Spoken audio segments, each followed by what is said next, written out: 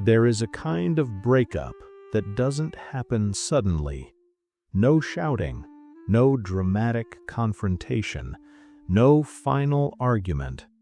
It happens quietly, while the couple is still married, still living together, still posting photos, still saying "we're fine" to everyone else. But internally, one person has already begun to leave. Not physically, psychologically. This video is about the psychology of people who secretly prepare for divorce. Not the ones who announce it, not the ones who threaten it during fights, but the ones who prepare in silence. And most of the time, their partner has no idea. Let's start with something uncomfortable. People who secretly prepare for divorce are rarely impulsive. They don't wake up one morning and decide to destroy their marriage. What they do instead is emotionally detach in stages. And those stages are invisible to anyone who doesn't know what to look for. The first stage is not anger, it's disappointment. A quiet, accumulating disappointment that never gets fully expressed. At first, they try. They communicate. They explain. They compromise. They hope. But each time their emotional needs are dismissed, minimized, or misunderstood, something subtle changes. They stop repeating themselves. Not because they've healed, but because they've given up on being heard. This is where the psychology shifts. The human mind is wired to preserve energy, and when the brain learns that emotional effort leads nowhere, it stops investing. This doesn't look like withdrawal at first. It looks like maturity, calmness, less arguing, less conflict. But internally, a wall is being built. The second stage is emotional inventory. This is where people start mentally separating their life.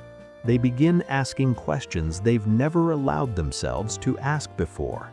How would my life look without this marriage? Who would I be if I were alone? Am I staying because I want to, or because I'm afraid to leave? These thoughts don't come with decisions. They come with curiosity. And curiosity is dangerous in an unhappy marriage. Because once the mind sees alternatives, it cannot unsee them. At this stage, people don't tell their partner what they're thinking. Not because they're deceptive, but because they're unsure themselves. They're trying to understand their own feelings before causing damage. The third stage is emotional self-reliance. This is a major psychological shift. Instead of seeking comfort, validation, or understanding from their spouse, they begin finding it elsewhere. Not necessarily with another person.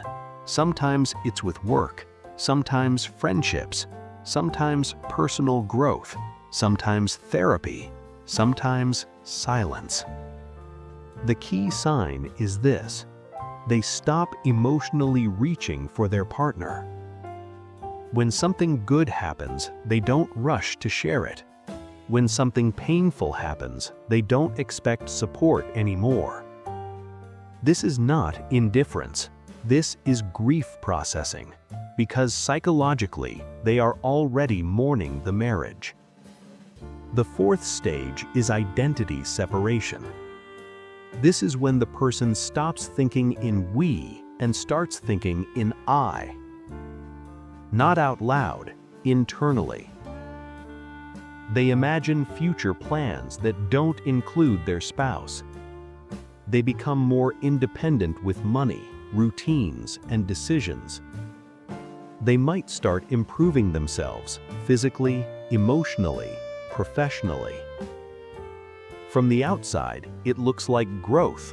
From the inside, it's preparation. The brain is slowly adjusting to a life without the relationship.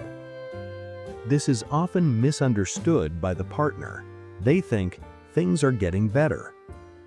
But psychologically, things are becoming final.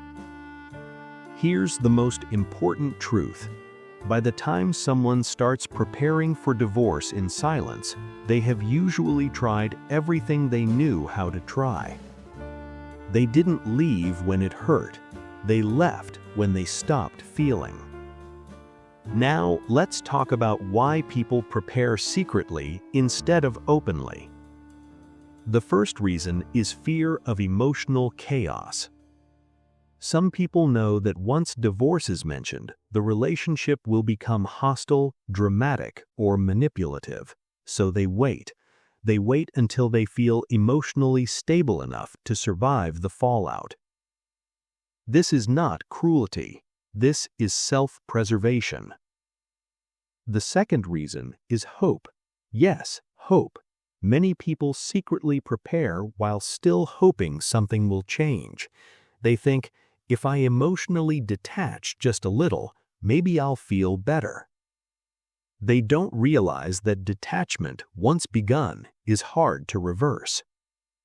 The third reason is guilt.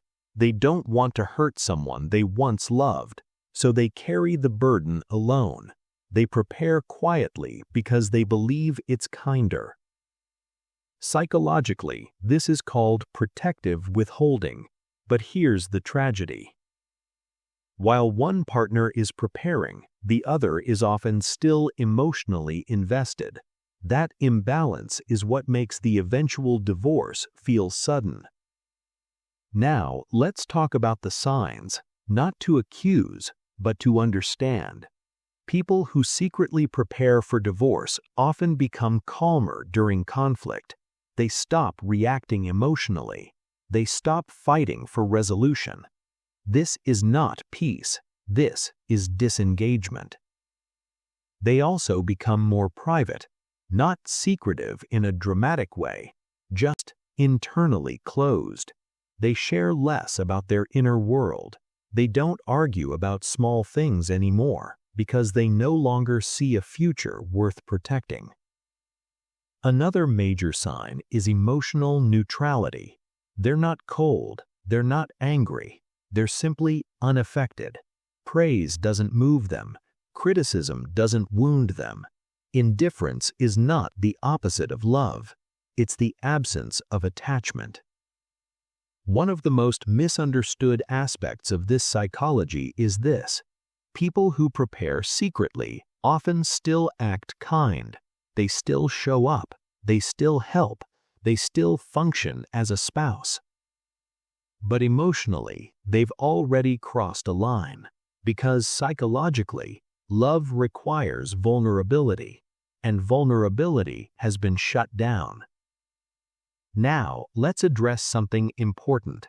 Not everyone who prepares secretly is right, and not everyone who is left behind is wrong. This dynamic often forms when communication failed on both sides, but psychology is not about blame. It's about awareness.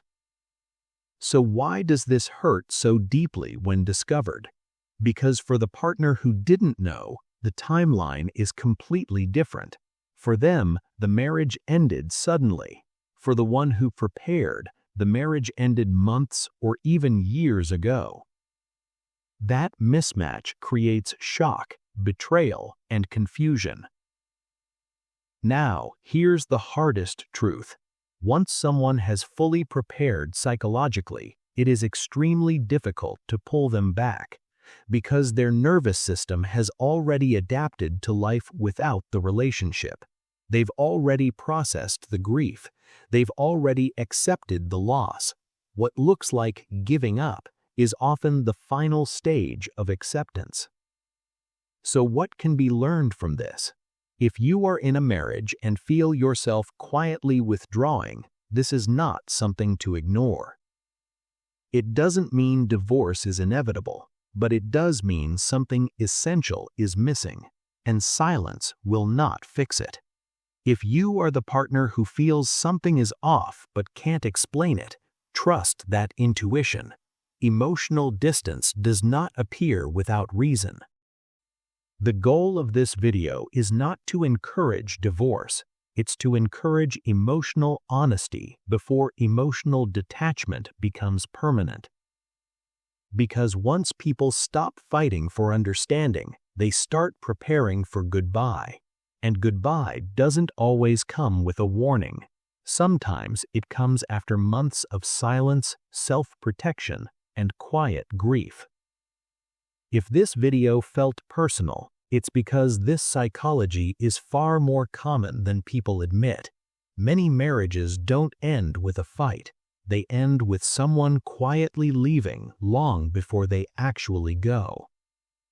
If you stayed until the end, thank you. Understanding this psychology doesn't just help relationships, it helps people see emotional withdrawal before